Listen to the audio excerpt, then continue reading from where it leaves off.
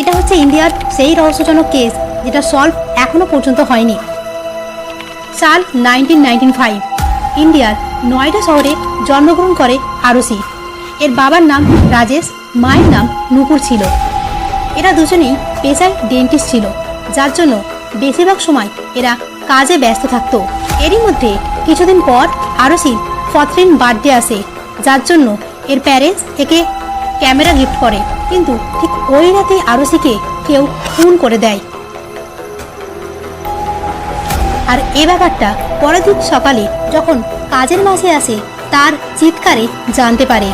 এরপর পুলিশ আসে, তদন্ত শুরু হয়। তার বাবা মা প্রথমে দাবি করে এই কাজটা করেছে হিমরাজ। হিমরাজ ছিল ওই বাড়িতে একজন বিশ্বস্ত কাজের লোক, যার বয়স 50। এরই মধ্যে কিছু ঘন্টা কেটে যাবার পর পুলিশ ওই বাড়ির ছাদ থেকে আরও একটা ডেড বডি উদ্ধার করে, আর সেই ডেড বডিটা হলো হিমরাজের। এবার পুলিশের সন্দেহ হয় আরুষির বাবা মায়ের উপর। আরুষির বাবা মাকে পুলিশ হেফাজতে নেয়, তারপর তাদের জেরা করতে শুরু করে। এই কেস চলাকালীন এমন কিছু তথ্য উঠে আসে যেখান থেকে এটুকু পরিষ্কার হয় যে আরুষির সঙ্গে হিমরাজের একটা অবৈধ সম্পর্ক ছিল। ওই দিন রাতে হিমরাজের সঙ্গে আরুষিকে তার বাবা আপত্তিজনক অবস্থায় দেখে ফেলে, যার কারণে সে নিজের রাগ কন্ট্রোল করতে না পারে প্রথমে হিমরাজকে মারে।